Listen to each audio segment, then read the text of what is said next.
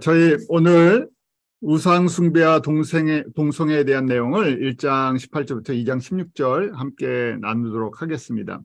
우상 숭배와 동성애는 본론의 첫 번째 부분이죠. 이제 로마서를 기록하는 그 본론의 첫 번째 문제가 되는 곳이 로마 교회 안에 있었던 우상 숭배, 그 중에 특별히 동성애 부분이에요. 그 당시 동성애가 얼마나 심했나 하는 것은 저희가 이제 문헌이나 역사 자료에 남아 있어요. 의외로 많은 분들이 그 자료들을 잘 모르셨다가 요새는 참 그 자료가 너무 풍성해졌죠. 뭐 구글이나 유튜브나 뭐 역사 강의하는, 사회 문화 강의하는 그런 자료들이 너무 많아져 갖고 쉽게 이제 접할 수가 있는데, 로마 당시 그 로마 시대 때, 그러니까 그리스 문화죠. 그리스 로마 시대 때 특별히 이제 귀족층이나 그 부유한 사람들은 남자와 남자끼리 하는 이 동성애가 이 여자를 상대로 하는 것보다 더 유행했었다. 그다음에 이렇게 부끄러운 게 아니었고, 어떻게 보면 돈 많은 사람들의, 권력 있는 사람들의 그런 타락한 문화 속에 자리가 잡혀갖고, 그 여성의 인권이나 여성의 권리는 굉장히 작은데 불구하고 남자들의 그 권리는 굉장히 강했었대요. 자, 그것이 로마 교회 안에도 똑같이 문제가 됐죠. 왜 문제가 됐겠습니까? 로마 제국이죠. 지금 30명의 사역자를 미리 파송했어요. 그렇지만 그 로마에 사는 로마 시민이라는 사람들은 로마 제국의 나름대로 최고의 권력과 문화, 그 권세를 누리는 사람들이 로마 제국 안에 살고 있었죠. 그래서 그들이 예수님을 믿고 교회에 들어왔는데, 교회 안에 아직도 동성애를 하는 사람들이 있었어요. 그 다음에 이 세속적인 문화에 대해서 너무나 당연히 받아들이고 있다 보니까 교회 내에서도 왜 그거 갖고 문제를 삼느냐 하면서 동성애를 옹호하는 사람들이 많았다는 얘기예요. 그러니까 이걸 갖다 성서적으로 반대하는 사람들이 당연히 있죠. 복음적인 입장에 있어서 강하게 이걸 반대하는 사람들과 갈등이 벌어졌어요. 지금도 저희가 그렇겠지만 그 당시는 이거를 완전히 수용하는 문화였었죠. 수용하는 문화 속에서 반대를 하니까 어떻겠습니까? 이 안에 이 갈등이 점점 심해졌고, 반대를 한 사람들이 한쪽에 몰릴 수밖에 없죠. 더 많은 사람들이, 항상 그렇죠. 죄를 범한 사람들은 죄를 정당화시키는 쪽으로 함께 움직이죠. 그 다음에 교회가 생긴 지 얼마 안 됐죠. 얼마 안 된 이 어린 교회 안에서 여러 가지 문제가 생겼어요. 자, 그래서 이 문제를 우상 숭배와 함께 다룹니다.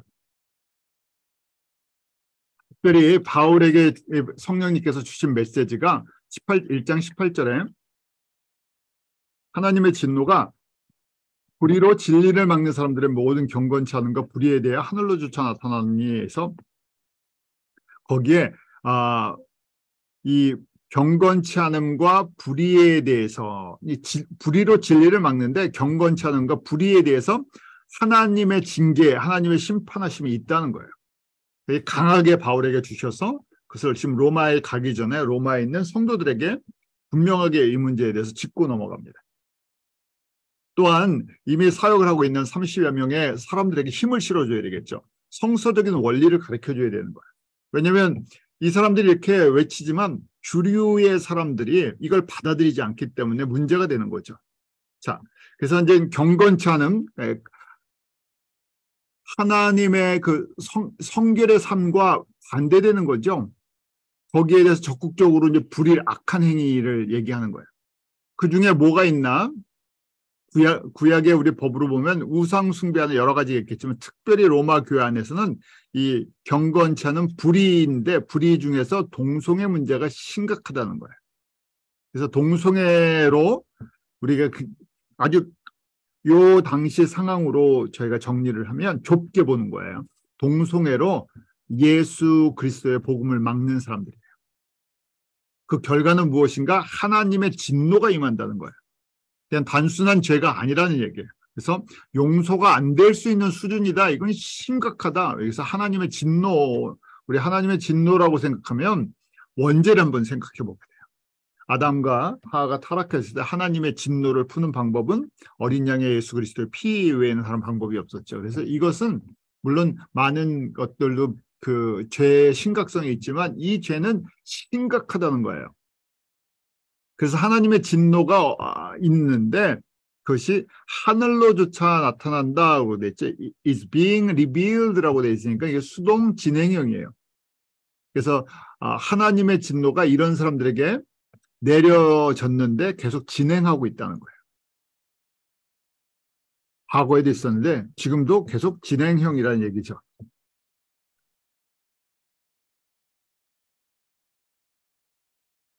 자, 하나님께서 그러면 저희가 이 동성애 문제는 저희가 지금 오늘날 굉장히 심각해요.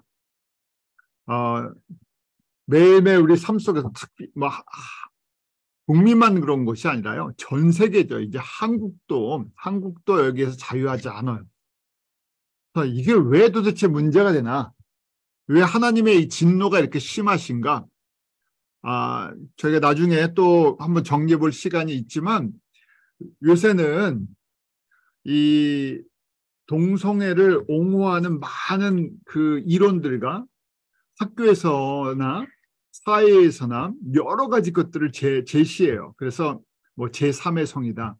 이거는 인권을 탄압하는 거다. 소수에 대한 의견들을 받아들여야 된다. 그렇게 돼 있는 게 자연적인 거다. 뭐 여러 가지 이론들이 있어요. 태어날 때부터 생긴 거는 남자같이 생겼는데 아니다. 그 안에 본성은 그렇지 않다. 그래서 그 사람의 갖고 있는 본성대로 살아야 된다. 뭐 여러 가지 이론들이 있어요. 그런데 이걸 왜 하나님께서 이 부분에 대해서 진노를 하시나 하는 것들을 보면요. 가장 대표적인 것이 하나님의 창조의 뜻과 창조 목적을 위배하기 때문에 그래요. 로마서 1장 19절이에요. 하나님의 진노가 임하는데 왜 임하나? 로마서 1장 19절 20절에 이렇게 되어 있죠. 하나님을 알만한 것이 저희 속에 보임이라 하나님께서 이를 저희에게 보이셨느니라. 창세로부터 그의 보이지 아니하는 것들 곧 그의 영원하신 능력과 신성이 그 만드신 만물에 분명히 보여 알게 되나니 그러므로 저희가 핑계치 못할지니라. 쉽게 이야기해서요. 우리 주변에 하나님의 이 피조물들을 보면 이게 하나님의 하나님께서 진노하시는 하나님께서 이것을 하지 못하게 하시는 분명한 이유가 있다는 거예요. 그런데 사람들이 핑계를 자꾸만 대려고 하고 하나님의 창세부터 지금까지 우리 안에 다 보여주셨다는 거예요. 자연 질서 속에서. 그럼 그 내용이 무엇인가? 창조와 창조 목적인데 첫 번째 이제 창조 때를 한번 돌아보는 거예요. 창세기 1장으로 돌아가서 창세기 1장 11절 12절 셋째 날에 풀과 씨 맺는 채소를 창조하셨어요. 창세기 1장 11절에 하나님께서 땅은 풀과 씨 맺는 채소와 각기 종류대로 씨 가진 열매 맺는 과목을 내라. 그러니까 그대로 됐죠. 그러면서 씨 가진 열매 맺는 나무를 내니 하나님이 보시기에 좋았더라 하고 돼 있어요. 거기 보면 각기 종류가 있어요. 각기 종류. 각기 자기 종류가 있다는 얘기죠. 그 다음에 번성하게 만들어 놓으셨어요. 자연의 법칙이 리프로덕트하게 만들어 놓으셨어요. 그 씨 맺는 모양은 다르지만 씨를 다 갖고 있죠. 그래서 재생산하게 만들어 놨어요. 재생산의 원래.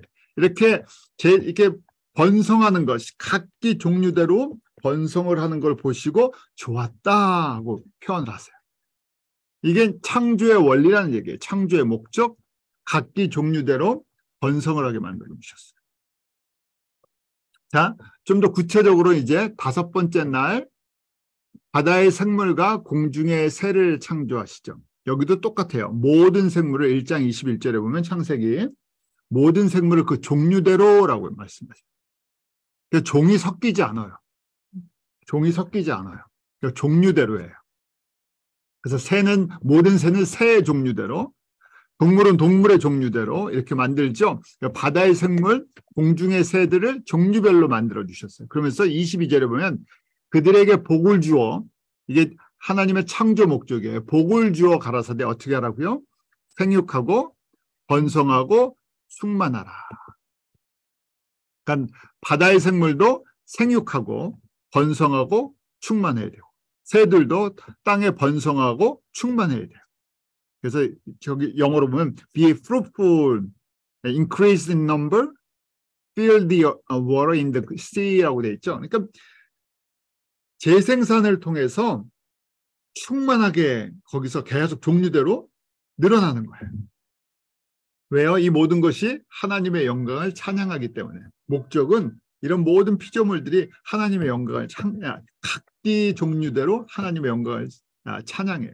마치 우리 오케스트라 비유하잖아요. 오케스트라에 각종 악기가 있어요. 그런데 지휘자에 맞춰서 정확하게 같이 하모니를 만들면서 음악을 만들어내요. 하나님의 영광을 찬양하는데 각기 맡은 소리들이 있어요. 색깔들이 다르잖아요. 그래서 바이올린은 바이올린대로, 그 다음에 현악기는 현악기대로, 관악기, 그 다음에 뭐 금관악기, 뒤에 타악기 다 해서 밸런스를 맞춰서 소리를 내게 돼 있어요. 지금도 마찬가지죠. 각기 생육하고 번성하고 충만해서 각기 하나님께서 주신 종류대로 자기 소리들을 내면서 하나님을 찬양해요. 그리고 우리가 다양성 속에 연합성, 다양성 속에 조화성을 이루는 거죠. 이것이 창조의 원리예요. 자, 그래서 맨 마지막에 저희가 잘 아는 것처럼 6번째 날에 오전에는 땅의 생물들을 창조하셨다 이렇게 보죠. 1장 24절 창세기 1장 24절에 땅은 생물을 그 종류대로 또 종류대로 그래서 육축, 기는 것, 땅의 짐승 종류대로 내라 하셔서 그렇게 됐다. 그래서 종류대로 만드시고 보시기에 좋았다. 지금 거기에 보면 이 종류대로 하면서 번성할 수 있도록 암수를 주셨어요. 분명하게 이 자연 우리 동물의 육축 동물에는 암수가 있죠. 그래서 그 다음에 재생산하게 만들어놨어요. 이게 섞이질 않아요. 절대 쉽게 말해서 암컷과 암컷끼리 수컷과 수컷끼리 해서 재생산이 되지 않아요. 생긴 것이 어떻게 생겼든 상관이 없죠. 암수의 역할이 분명히 구별이 되어 있어요. 자, 그리고 이제 저희 오후에는 사람을 마지막 창조하셨다. 이렇게 이제 보는 거예요. 오전, 오후가 별 의미는 없지만 먼저 땅의 생물들을 창조하셨다. 순서적으로 이제 얘기를 하는 거예요. 그다음 그 후에 맨 마지막으로 사람을 창조하십니다. 자, 이때 이제 종합판이에요. 창조 목적과 질서가 여기 다 나와요. 1장 26절 우리가 잘 아는 말씀이죠. 하나님이 가라사대 우리의 형상을 따라 우리의 모양대로 우리가 사람을 만들고 그로 바다의 고기와 공중의 새와 육축과 온 땅과 땅에 기는 모든 것을 다스리게 하자. 목적은 사람을 만드시는데 누구의 형상대로요? 하나님의 삼위 하나님의 형상을 따라 모양대로 만드시는 거예요. 그래서 사람에게 특별한 임무를 맡기시죠. 뭐냐면 생육하고 번성하고 충만해서 이 다스리는 거예요. 이 정복이라고 하면 저희는 항상 세상에 우리가 살다 보니까 무력으로 정복하는 것 아니면 뭐 돈으로 정복하는 것, 이 파워를 가지고 정복하는 것인데 이건 뭡니까? 하나님의 인격을, 하나님의 성품을 가지고 다스리는, 섬기면서 다스리는 거예요. 차원이 다르죠. 그런데 저희가 봤을 때 저희에게 이 전체 피조 세계를 매니지해 갖고 어떻게 보면 저희가 지휘자 같이요. 하나님 앞에 찬양을 드리는데 찬양 대장 같이 지휘자 같이 각 파트의 파트장 같이 저에게 그런 특권을 주셨어요. 그걸 갖다가 그러니까 이걸 맞춰줘야 돼요. 그래서 거기에 주시는 것이 하나님의 백성들이 복을 주셨죠. 1장 28절이에요. 남자와 거기 보면 27절에는 창조하는데 남자와 여자를 창조하셨어요. 왜요? 28절을 위해서. 남자와 여자를 창조하신 게 무엇인가? 생육하고 번성하고 땅에 충만하고 땅을 정복하기 위해서.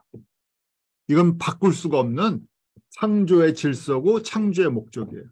그러니까 동성애는 뭡니까? 이걸 갖다가 깨버리는 거예요. 결국은 창조주한테 정면으로 대응을 하는 거예요. 우리는 나를 위해 살겠다. 나는 창조주를 위해서 지금 이렇게 복을 준 게 복이라고 생각을 안 하는 거죠. 그래서 이걸 대적하는 내용이에요. 대적하니까 뭐예요? 남녀를 주셔서, 남녀를 주신 게 뭡니까? 생육하고 번성하고 충만하고 땅을 다스리게 하는데 이걸 갖다가 창조 질서를 깨버리는 거예요. 왜요? 창조주한테 대항하기 위해서. 그래서 사람들이 생각해내는 거 뭡니까 요새요? 복제를 하는 걸 생각해요. 사람이 사람을 만들어내는 거죠. 그러면 우리가 창조주의 능력을 가졌잖아요. 그러니까 남자와 남자끼리, 여자와 여자끼리 아무 문제가 없어요. 왜요? 우리는 사람을 만들어낼 수 있는 능력이 있으니까. 근데 굳이 하나님이 창조주라는 분이 만들어 놓은 질서를 왜 우리가 따르냐? 우리가 우리의 온 질서를 만들어 나가겠다. 무섭죠? 그런 머리에서 나오는 거예요. 왜냐하면 창조주를 인정하지 않기 때문에 그래요. 인정하지 않고 그냥 조용히 나는 잘 모르겠어. 이게 아니라 창조주와 대적하는 거예요. 마치 바벨탑을 쌓는 그것 속에서. 그런 이 모든 것 속에 아이디어가 저희가 이제 인본주의라고 이야기를 하는데 그렇죠. 하나님이 중심이 아니라 사람이 중심이에요. 그 사람의 중심이니까 그 중에 누가요? 내가 중심이에요. 저희가 지금 사는 사회가 어떻습니까? 남을 배려하지 않아요. 나를 위해 살아요. 그렇잖아요, 요새 제너레이션 G라고 미국에서는 젠지 이렇게 얘기하고 한국에서는 MG라고 얘기해요. MG라고 하고 여기 자라는 애들은 젠지라고 얘기해요. 제너레이션 G 해갖고 젠지 그래서 비슷한 말을 같이 하는 건가 그러는데 영어로는 젠지 그러더라고요. 그다음에 한국에 MG 그러죠. 특징이 뭡니까? 나를 위해 살아요.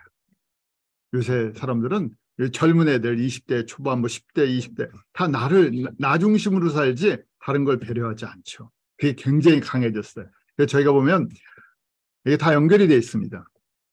대가족 사회에서 농경사회 과거에 그런데 이제 소가족으로 됐죠. 산업화되면서 그러다가 이제 개인주의에서 극단적인 이기주의예요. 극단적인 이기주의가 전에는 극단적인 이기주의다 그랬는데 지금은 극단적인 이기주의라고 얘기를 못 하고요. 그것이 그냥 정상이에요. 이게 노멀이 됐어요. 노멀이 됐죠. 이게 노멀이 됐어요. 더 이상 그렇다 극단적인 이기주의라고 얘기를 할 수가 없어요. 그렇게 흘러가니까. 그러면서 점점 사회는 창조한 것과 반대로 가는데 아주 극심하게 대표적으로 가는 게 그 안에 나타나는 운동이 동성애 운동이에요. 왜냐하면 지금 1장 26절, 27절, 28절을 정반대로 깨는 거니까요. 그래서 이게 심각하다는 거 얘기하는 거예요. 근데 이것이 지금 만들어진 게 아니라 지금 언제 이게 지금 심각한 고민이 돼서 첫 번째 본론 주제 1로 나옵니까? 로마서를 쓸 때요. 주후 57년에 저희가 30년의 교회가 예루살렘 교회가 시작됐다 그러면 지금 몇 년이 지났어요? 27년이니까 27년뿐이 안 지났죠? 27년. 로마에 복음이 들어간 지는 더 짧았겠죠. 그런데 그 첫 번째 로마 제국의 중심부에 복음을 전할 때 제일 큰 문제가 바로 이 문제였다는 거예요. 그러니까 2000년 동안 이것이 점점 얼마나 강하게 도전을 할 것인가, 마지막 때 주님 오실 때가 재림 때가 되면 이것이 얼마나 강하게 자리를 잡을 것인가 하는 거예요. 그러니까 어떻게 보면요, 오늘날 최근에 동성애 문제가 있었던 것이 아니라 지금 몇 년 동안에요. 최소 교회 안에서 2000년 동안 있었던 문제예요.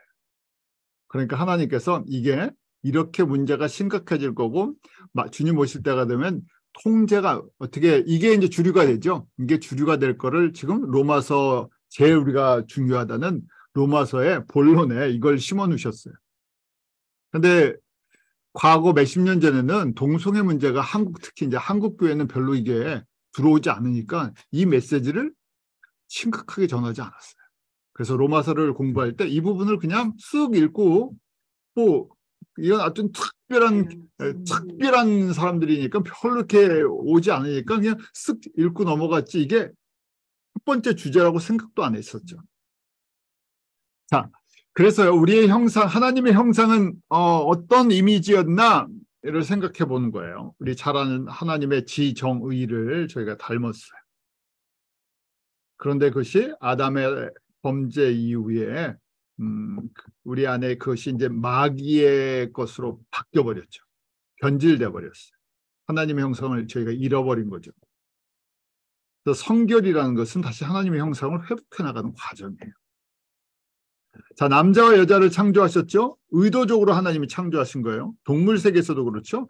자연 세계에서도 모든 거예요. 식물도 그래요. 그래서 씨를 맺게 해줘요.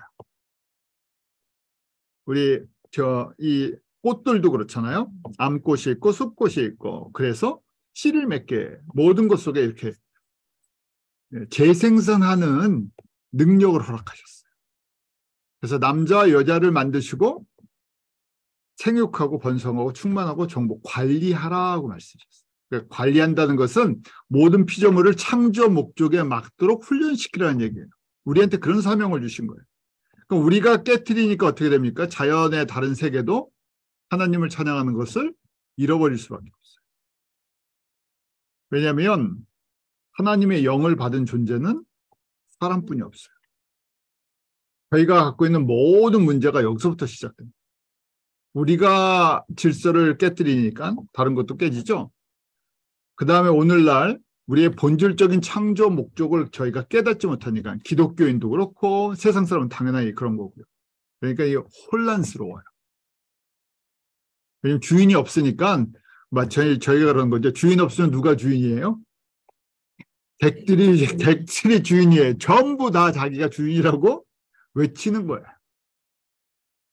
그래서 창조 목적에 맞도록 훈련을 시키는 것이 다스리는 거예요. 이것이 세상에 다스리는 것과 다른 거예요. 그러니까 저희가 먼저 뭘 해야 돼요? 창조 목적을 깨닫고 창조 목적에 되게 순종을 해야 돼요. 그래서 저희가 이 땅에서는 내가 예수님을 믿고 구원을 받은 다음에 창조 목적에 맞는 삶을 살아가는 훈련을 받는 거예요. 이 훈련을 잘 받으면 어떤 걸 주시겠어요? 새하늘과 새 땅 때 관리직을 주신다는 거예요. 그렇죠. 이게 논리가 그렇게 흘러가는 거예요. 훈련을 잘 받았으니까 관리직을 주는데 이 땅은 연습하던 곳이고 진짜는 새하늘과 새 땅에서 관리직, 그래서 왕 같은 제사장이다. 땅들의 영광을 가지고 우리 새 예루살렘에 들어간다. 왜요? 그 가까이서 하나님의 영광을 선포하는 자리니까요. 그러면 모든 천사들과 피조 세계가 같이 찬양을 하는 거예요. 저희 계시록 공부할 때 그거 봤었죠?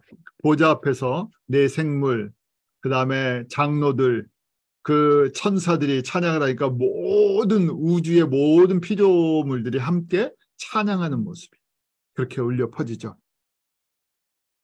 그래서 이 모든 걸 만드시고 창세기 1장 31절에 하나님이 그 지으신 모든 것을 보시기에 어떻다고요?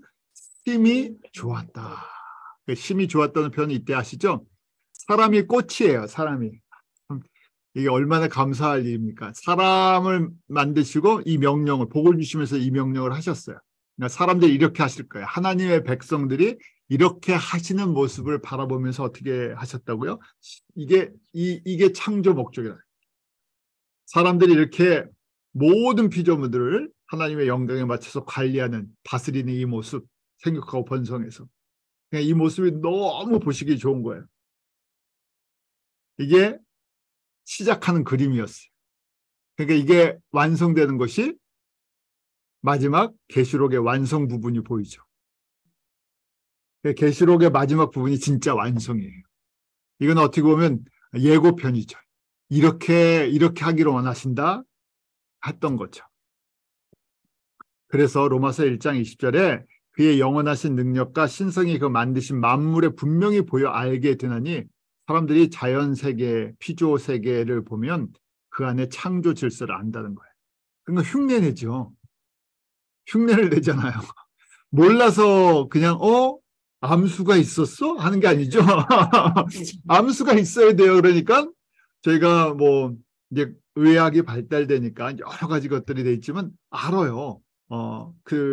저희가 암수가 있어야 이 어떻게 됩니까? 생명이 태어난다는 걸 알고 있죠. 그것까지 사람이 손을 대서 인위적으로 할 수 있다고 이제 자꾸만 생각을 하는데 질서는 알고 있는데 그러면서 뭘 해요? 창조주의 그 창조주를 거부하는 거죠. 그러니까 그러므로 저희가 핑계치 못할지니라. 양심을 통해서도 자연의 질서를 통해서도 다 아는데 그런데 아니라고 딴소리하고 있다는 거예요. 그래서 하나님의 진노가 임한다. 말도 안 되는 말장난 같은 이론을 만들어내는 거죠. 그런데 같이 뭐 한국말 초록은 동색이라고 자기네들끼리 다 문제들이 많은데 싫은 거예요. 하나님을 두기를 마음에 싫어하고 창조주를 거부하려니까 어떤 변명을 만들어내는데 맞아 네 말이 맞아. 그래서 내가 막 쉽게 말했어요. 어떤 그 학자예요. 그래. 그랬더니 또 미디어를 해갖고 밥 먹고서는 할리우드에서 그런 사람들이 그래 우리랑 친구할래? 그래서 이 사람이 이제 서포트 해주고 서로를 갖다 밀어주는 거예요. 자기네들끼리. 그래서 여론을 조성을 하죠. 그 사람들이 돈을 갖고 있어요. 파워를 갖고 있죠. 왜요? 사단이 원하는 거니까 사단의 권세, 이 세상의 왕, 이 세상의 신이랑 이것이 서로 협력 관계 다 짜고 치는 거니까 그게 가능한 거예요. 동성애에 대한 결과를 한번 보죠. 동성애를 인정하는 그리스도인들의 문제점, 로마서에서 지금 말씀하는 거예요. 사도 바울이. 하나님을 안다고 하는데 영화롭게도 감사도 하지 않는다. 1장 21절. 하나님을 알되 하나님으로 영화롭게도 아니하고 감사치도 아니하고 오히려 그 생각이 허망하여지며 미련한 마음이 어두워졌나니. 이게 지금 누구를 구체적으로 이야기하겠어요? 하나님을 안다고 하는 사람들, 지금 로마 교회에 있는 교인들 중에서 동성애를 하는 사람들, 동성애를 인정하고 찬성하는 사람들. 안다고 하면서 영화롭게도 감사도 안 해요. 그래서 생각이 허망한 거, 썩어질 거, 이 세상에 어두운 거. 왜요? 이 세상에 살던 사람들이라서 그래요. 어두움에 속해 있던 사람들. 그걸 벗어던지지 않고요. 그걸 같이 누리려고 했던 거죠.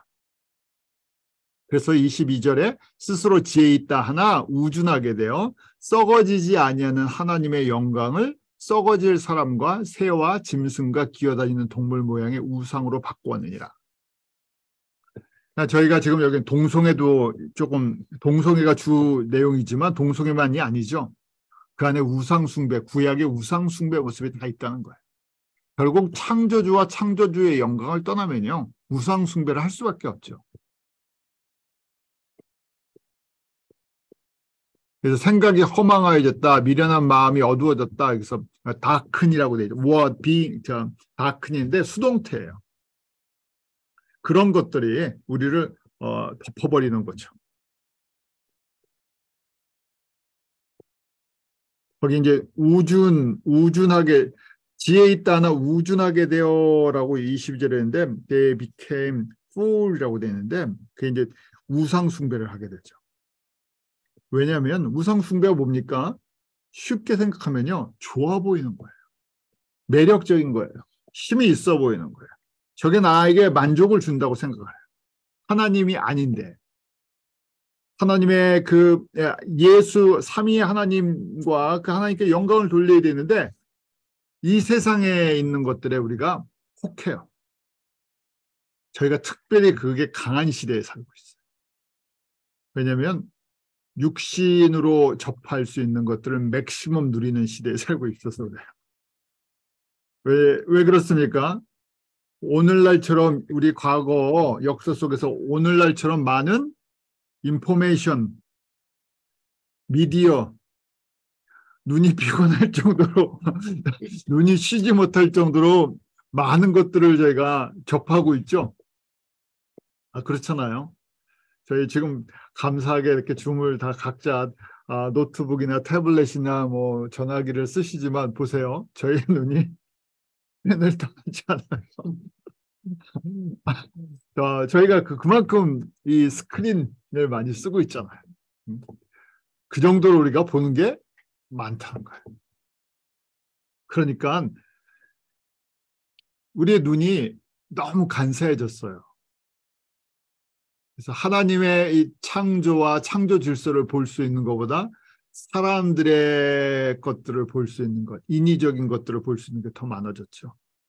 그래서 지금 영원한 하나님의 영광을 썩어질 사람들, 새, 짐승, 기는 동물 형상의 우상들, 그다음 말 못하는 생명이 없는 물질들,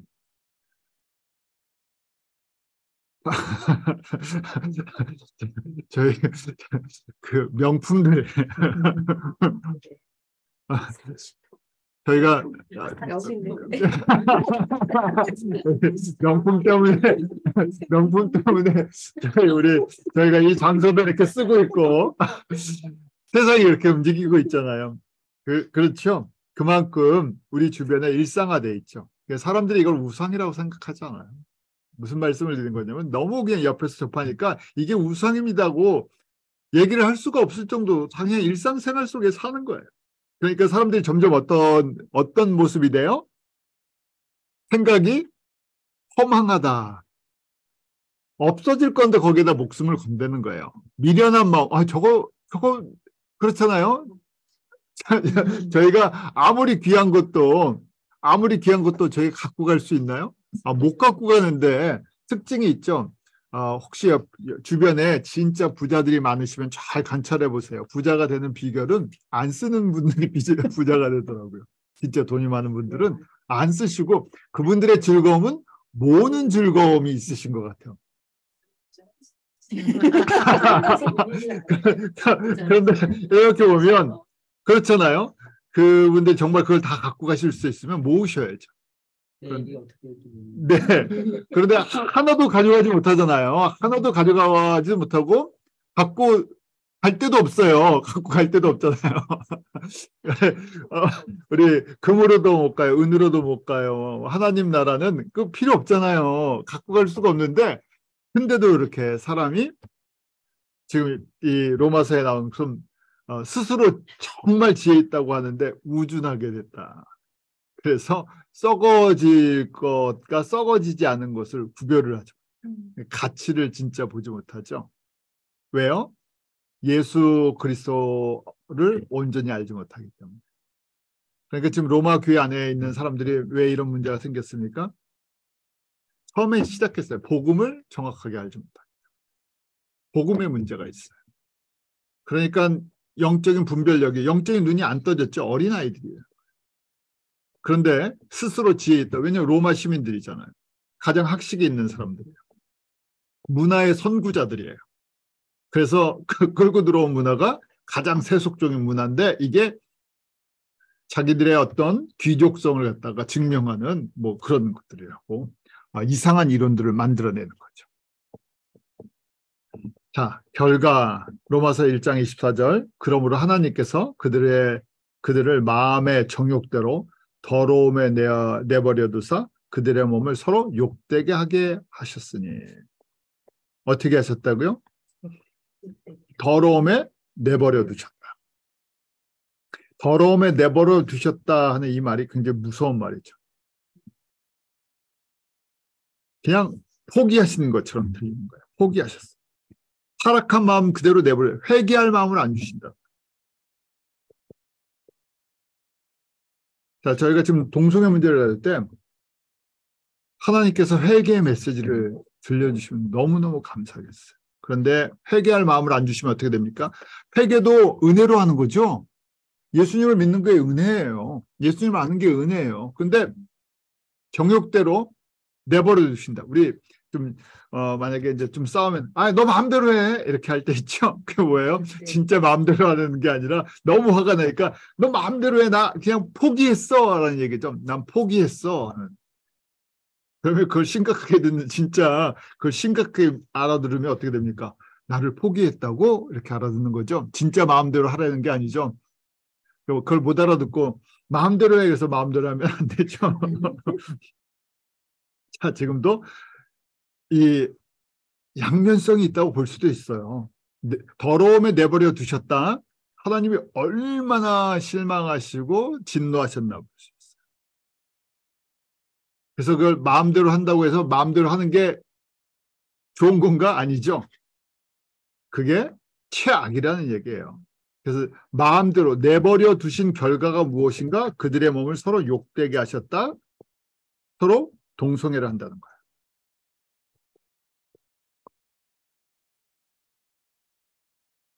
그러니까 동성애를 인정을 하게 되면 동성애를 하는 쪽으로 간다는 얘기예요. 자기도 결국은. 그러니까 지금 이 로마 교회 심각한 거죠.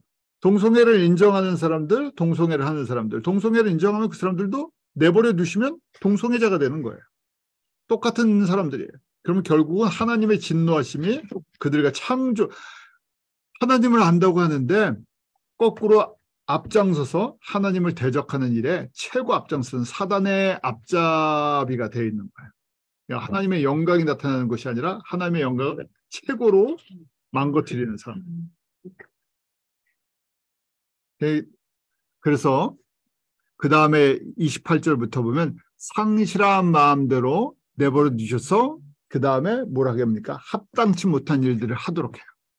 결국 사단의 성품을 맥시멈 가까이 돼서 지금 사단의 앞잡이, 사단 노릇 한다는 거예요. 그래서 1장 28절 저희가 마음에 하나님 누구를 싫어하며 하나님께서 저희를 상실한 마음대로 내버려 두사 합당치 못한 일을 하게 하셨죠. 곧 하면서 얘기를 해요. 이어지는 거예요. 곧 어떤 일들에는 모든 불의, 추악, 탐욕, 악이 가득한 자요, 시기, 살인, 분쟁, 사기, 악독이 가득한 자요, 수군수군한 자요, 비방하는 자요, 하나님의 미워하는 자요, 능욕하는 자요, 교만한 자, 자랑하는 자, 악을 도모하는 자, 부모를 거역하는 자, 우매한 자, 배약한 자, 모든 죄가 다 있죠. 그러니까 저희가 크게 생각하면 이래요. 그냥 우상숭배부터 보죠. 우상숭배를 심각하게 하면 어떻게 됩니까?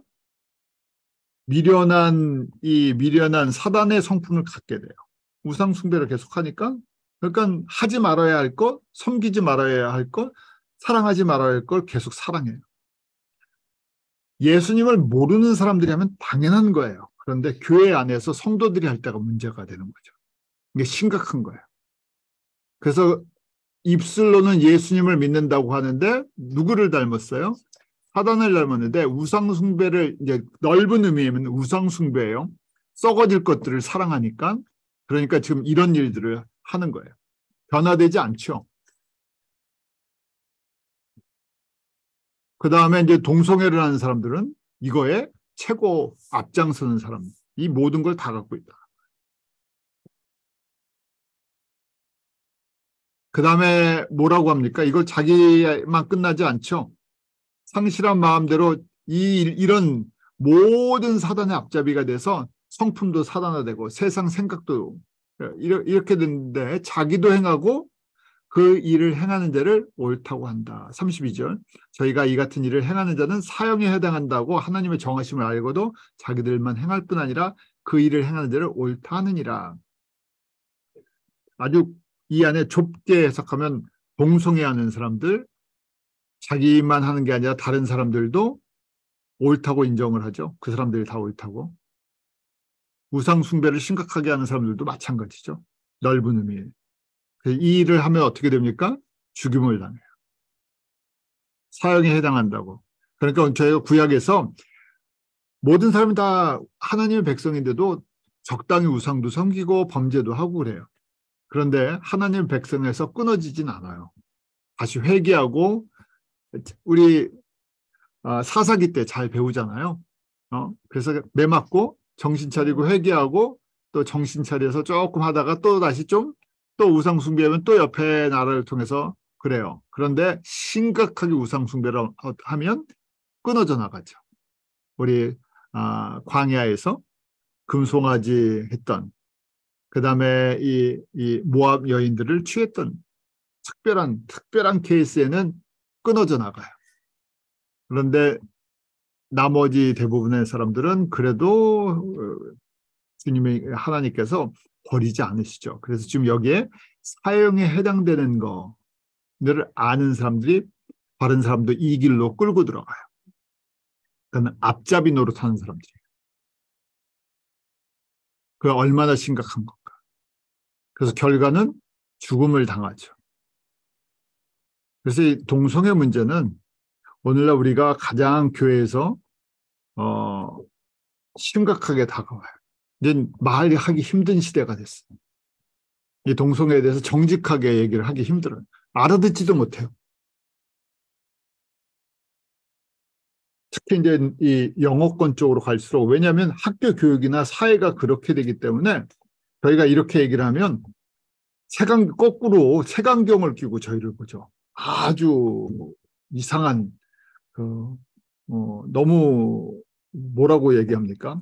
한쪽에 치우쳤다고 해서, 요새는 이제 이렇게 이제 말하면 교회에서도 문제가 된다 그랬었죠. 앞으로 이제 이렇게 얘기하면 구속될 수 있는, 그 차별법에 걸려서 거꾸로 저희가 이제 구속이 돼요. 그런 시대가 이제 됐는데, 그만큼 주류가 이제 이쪽으로 흘러가죠. 그래서 이것이 얼만큼 심각한 건지를 저희가 분명하게, 왜 이것이 하나님의 창조 질서를 깨뜨리고 하나님의 진노하심이 임하는지, 다른 죄랑 비교가 해서 이것이 얼마나 심각한 특별한 죄라는 것을 갖다가 저희가 정확하게 알고 있어야 되고, 또 교회 안에서 이 부분에서 분명한 가이드라인을 제시를 해줘야 되죠. 사람을 사랑하는 거, 물론 죄인들이니까요. 죄인들을 사랑하고 용서하고 복음을 전해주는 건 동일해요. 그런데 죄가 죄라는 것은 분명하게, 특히 일반죄가 아니죠. 이거는 일반죄가 아니기 때문에 심각성을 정확하게, 죄가 죄라는 것을, 이 죄는 창조 목적을 위하는, 창조주를 대적하는 가장 심각한 죄라는 것을 분명하게 가르쳐줘야 한다는 거예요. 성경에 동성애 문제가 이게 처음 나온 게 아니죠. 로마 교회 안에 처음 있던 게 아니에요. 저희가 간단하게 그냥 몇 가지 그 흔적을 보면, 사람이 타락하면서부터, 아담이 타락하면서 이것은 이미 인간의 역사 속에서 함께하고 와 있었어요. 예, 그래서 창세기 19장 소돔과 고모라가 멸망할 때, 창세기 소돔과 고모라 시대니까 몇 년도예요? 주전 아브라함 때니까요. 2000년대예요. 그러니까 이거는 아담이 타락한 이후에 이 땅에 이미 흔연하게 퍼져 있었어요. 이스라엘 안에 유대인들만 그랬던 것이 아니라 이것이 그냥 바벨론 문화예요. 오늘날만 심각한 게 아니었어요. 이미 아담이 타락한 이후에 이 문화는 계속 세상 문화 속에서 흘러왔어요. 그래서 우리 소돔과 고모라 멸망할 때 천사가 갔었죠. 그러니까 천사가 사람의 모습으로 갔는데 너무 잘생겼나 봐요. 그래서 보면 거기 19장 5절에 사람들이 막 몰려온 거죠. 롯집에. 그래서 19장 5절에 보면 우리가 그들을 상관하리라 하고 돼 있어요. 한국말을 갖다 굉장히 부드럽게 썼었는데 오래전에 이 번역을 할 때 이 부분이 조금 어려우셔서 상관하리라 이렇게 썼는데, 영어로는 분명하게 써놨죠. 네. 그래서 그 동성애가 소돔과 고모라에 얼마나 흔하게 퍼져 있었나, 죄의식이 없었다는 얘기예요. 또 소돔과 고모라뿐만 아니라 그 주변 도시들까지도. 그래서 유다서, 우리 신약의 유다서 1장 7절에 보면 소돔과 고모라와 그 이웃 도시들도 라고 돼 있죠. surrounding towns, 그렇게 돼 있어요. 거기 보면 저희와 같은 모양으로 간음하며 다른 색을 따라가다가 라고 돼 있죠. 다른 색. 다른 색이 이제 동성애를 했다는 거예요. 그러다가 영원한 불의 형벌을 받음으로 거울이 되었다. 소돔과 고모라가 대표적으로 멸망을 했다는 거예요. 이 불은 이 영원한 불이라고 돼 있죠. 그래서 용서받지 못하는 심판이에요. 심판받는구나 하는 걸 보여주셨다는 거예요. 심판에 대한 예표예요. 그 중에 가장 제가 이제 우상숭배라고 큰 테두리는 우상숭배고, 이 안에 본문의 그냥 본질적인 얘기는 동성애였어요. 그 동성애가 하나님의 심판을 불러일으키는 가장 대표적인 거라는 걸 볼 수 있어요. 또 다른 얘기는 사단의 영향력 속에 완전히 들어가 있다는 거예요.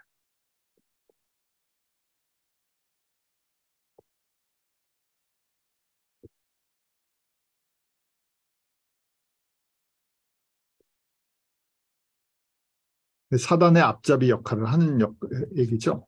또 출애굽한 이스라엘 사람들 가운데도 이런 것이 있었어요. 이스라엘 사람들도 또 애굽의 문화 속에서도. 그러니까 출애굽기 18장 22절에 이 레위기 속에서 이렇게 말씀을 준 거죠. 율법으로. 너는 여자와 교합한 같이 남자와 교합하지 말라. 이는 가증한 것을 가르치고 있어요. 무슨 얘기입니까? 이 문화가 애굽에서부터 있어서 출애굽한 이후에 유대인에게도 갖고 있었다는 거예요. 이걸 갖다가 받아들이는 문화를.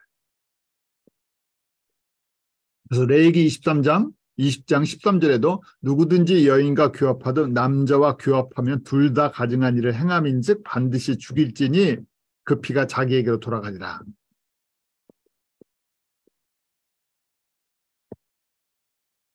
죄값 심판을 받는다는 얘기죠. 가증한 일, 이건 우상 숭배를 표현할 때 가증한 일, 하나님을 모욕하는 일을 할 때 가증한 일, 욕되게 한다 그러는 거죠. 왜요? 저희가 지금 봤죠. 창세기 1장 26절부터 28절 하나님의 창조 목적이셨어요. 우리에게 복을 주시고 생육하고 번성하고 땅에 충만하고 땅을 다스리게 하셨어요. 근데 조건이 남녀를 주셨어요. 그러니까 현대 사상이나 뭐 학자들이나 뭐 수많은 이론들이 나오죠. 겉은 남자인데 안에 본성은 여자니까 여자로 살아야 된다. 무슨 얘기예요? 하나님께서 주신 창조 질서에 그런 일이 없어요. 여자같이 생긴 남자라도 남자는 남자예요. 뭐 성향이 남성을 갖고 있다 그래도 여자는 여자예요. 그렇잖아요. 다양한 사람들을 주셨어요. 다양성은 주셨는데 분명하게 우리에게 역할이란 기능을 남자와 여자로 주셨죠. 그래서 생육하고 번성하고 땅에 충만하고 다스리게 만들어 주신 거예요. 그러니까 다른 아무런 이론을 얘기를 해도 하나님의 창조 목적이랑 창조 질서에 갖다 냈을 때는 그것은 사람들이 만들어낸 이론에 불과한 거예요. 자기 만족을 위해서 만들어낸 스토리에 불과한 거죠. 그래서 가증한 일을 행하면 반드시 죽인다. 다른 얘기로 구원이 취소가 될 수 있다. 아니면 아예 구원의 반열에 들어오지 않는다는 거죠. 그러니까 만약에 이 일을 계속 행한다 그러면 로마 교회 교인이라고 알았는데 사실은 교인이 아니라는 얘기예요. 사단의 앞잡이로 심어놓은 거예요. 그렇게 볼 수도 있죠. 고린도 교회 안에서도 이 문제가 심각했어요. 당연하죠. 고린도는 그리스 도시, 그리스 문화를 가장 대표하는 곳이었어요.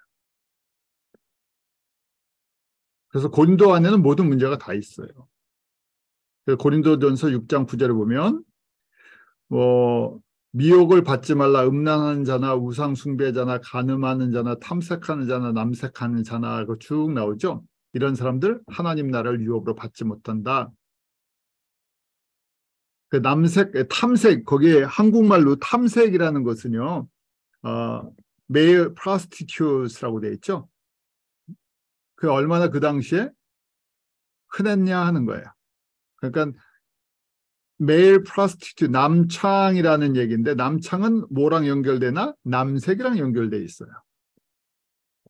그래서 그 다음에 homosexuality offender라고 되어 있잖아요. 연결이 돼 있는 거죠. 남창이 누구한테 몸을 파냐? 남자한테 몸을 팔기 때문에. 에베소서를 쓸 때 디모데에게 에베소 교회를 다스릴 때예요. 디모데가 에베소 교회를 오랫동안 담임을 했었죠. 거기 보면 디모데전서 1장 10절에도 음행하는 자며 남색하는 자며 사람을 탈취하는 자며 이렇게 쭉 나오죠. 그건 무슨 얘기예요? 디모데가 목회를 할 때도 에베소 교회 같은 이런 아시아의 교회들의 이런 것들이 문제가 계속 남아 있었다는 거예요. 그래서 저희가 성서적인 내용뿐만이 아니라 그리스 문화에 제가 처음에 서론에 말씀드린 것처럼 우리가 몰랐던 부분들인데 관심이 별로 없어서 이 동성애가 얼마나 흔하게 퍼져 있었나 하는 것들을 배경 속에 알고 있는 거예요. 이게 갑자기 생긴 것도 아니고요. 이게 그리스 문화였던 거예요. 자, 왜 이런 일들을 하나님께서 허락하셨나? 저희가 복음은 계속 세상 사람들에게 공격을 받게 돼 있어요. 왜냐하면 그러면서 복음이 더 순수해져요. 그리고 저희가 좀 저희 쪽으로 하면 하나님께서 신실한 자들을 더 신실하게 만들어 주시려고 훈련받는 자들 옆에 가시나 채찍이나 그다음에 이런 것들을 통해서 저에게 우상 숭배가 뭐구나, 동성애가 왜 하나님 앞에 범죄한 하나님께서 진노하시는 거구나, 하나님의 창조 목적이 무엇이구나, 이런 것들을 그대로 분별할 수 있고, 그래서 저희 거꾸로 하나님의 자녀들이 더 복음에 집중하고 순종할 수 있도록 저희에게 은혜를 베풀어 주세요. 그러면서 세상은 점점 어떻게 됩니까? 점점 이런 영향력이 더 강해져요. 언제가 될수록 주님 오실 때가 가까울수록 이런 영향력이 더 강해져요. 그래서 저희가 비관론적이 아니라 이거는 막을 수 있는 문제는 우리가 아무리 외쳐도 막아지지는 않죠. 그렇지만 우리는 최소한의 우리 교회 안에서 또 우리 믿음의 형제자매들, 동역자들, 우리가 섬기는 사역지들, 또 우리의 자녀들에게는 분명하게 예수 그리스도의 복음과 그다음에 왜 이것이 문제가 되는지, 우상 숭배와 동성애가 왜 문제가 되는지를 분명하게 전해줘야 할 책임이 있죠. 그리고 그런 은혜를 또 주님이 베풀어 주셔야 돼요. 이런 걸 깨달아 할 수 있어요. 저희가 그런 시대에 살고 있기 때문에, 너무 혼란한 시대에 살고 있어서 그래요. 그래서 반대로 너무 혼란하기 때문에 절대 변하지 않는 예수 그리스도의 복음을 저희가 더 분명하게 붙잡고 있어야 되겠죠. 기도하겠습니다. 하나님 아버지, 저희들에게 로마서를 통해서 그 당시에 가장 심각했던 이 동성애 문제와 또 우상 숭배의 문제, 하나님을 대적하고 창조 질서를 깨뜨리는 이 모든 것들을 저희로 알게 해주심을 감사합니다. 주님 오실 때가 가까울수록 이것이 더 혼란하고 더 힘을 얻고, 이것이 교회와 또 성도들과 우리의 주변에서 엄청난 도전으로 우리에게 다가오는데, 저희에게 복음의 순수한 믿음 안에 성장할 수 있는 은혜를 베풀어 주시고 분별력을 갖게 하시고 또 담대하게 증거할 수 있도록 주님께서 역사해 주시옵소서. 저희가 섬기는 가정들, 교회, 또 자녀들, 우리가 섬기는 선교지에 예수 그리스도의 복음과 함께 믿음의 순수성이 온전히 증거되기 원합니다. 그렇게 저희들에게도, 저희 가족에게도, 저희 또 교회들에게도 이런 은혜를 베풀어 주시고, 주님 오실 때가 가까울수록 혼란한 이 시대에 저희가 참 영적인 분별력을 가지며 예수 그리스도 안에서 저희가 담대히 승리하게 하여 주시옵소서. 네. 예수님의 이름으로 기도하옵나이다. 아멘.